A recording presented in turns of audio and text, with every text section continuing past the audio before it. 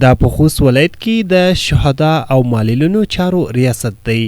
دلته ګڼ شمېر د یتیمو سرپرستان او معلولین د نوملیکنې لپاره راځي.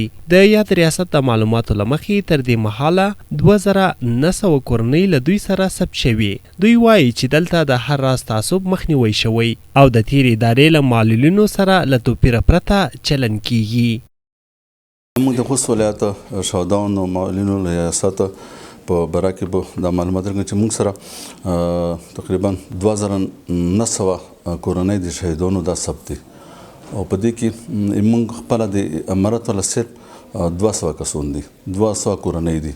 د نور څومره چې دي لکه 2700 کورنۍ دا د ملکي خلکو او د تېرې ادارې څومره عسکر دي مثلا د کمپنۍ ول دغه موږ سره ثبت شوي دي. څو پورې چې موږ اول نه شروع شوي یو دې وخته پورې موږ هېڅ تفاوت نه ده کړی. ته څومره چې موږ د امارت لیکلي دي دومره موږ د ملکي خلکو لیکلي دي او دلته موږ ته راځي امارت والا راځي عام لیکو او که د تېرې ادارې والا دي که ملکي دي د ټولو کورنۍ په یو طریقې سره لیکو. بلخوا عام وګړي په یاد ریاست کې د مسؤلینو له چلن څخه خوښي څرګندوي او وایي چې د دوی چارو ته یې په وخت سره رسېدنه کوي. دوی همدا شان زیاته کړه چې له توپیره پرته چلن ورسره کیږي. د یتیم پلار چې دا تقریبا 14 کاله مخکې کې د جمهوریت په دوره کې وفات شوی ده.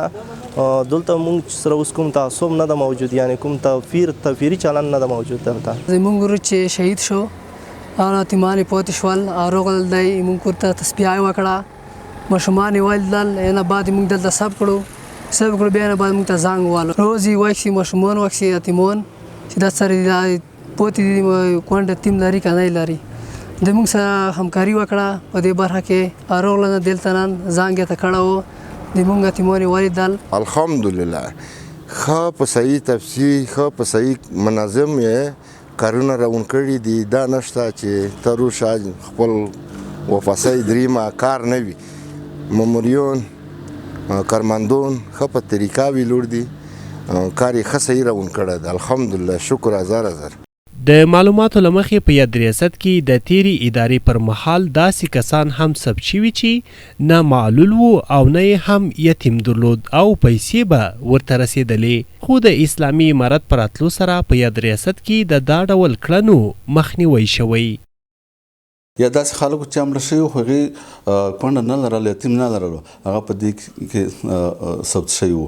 نو داسې خلکو چې مثلا په معلولینو کې یا لږ زخمي شوي مثلا ګوته رنګېدلې وه هغه لیکلي شوي وو. دا ټول موږ په ولسوالۍ په کلي باندې موږ خپل مدیران ولېږل او ټولو تصفیه یې وکړله او ډېر داسې وشول چې صرف په دې یتیمانو باره کې غالبا 1300 کورنۍ داسې وي چې هغه بتېلې وي، هغه تقریبا هغه شوي دي بتېلې شوي دي. خوست کې د شهدا او معلولینو ریاست مسؤلین وایي چې هڅه کوي د یتیمانو لپاره د حرفوي زده کړو زمینه برابره کړي څو له دې لارې هم خپلو کورنیو ته حلاله نفقه پیدا کړي.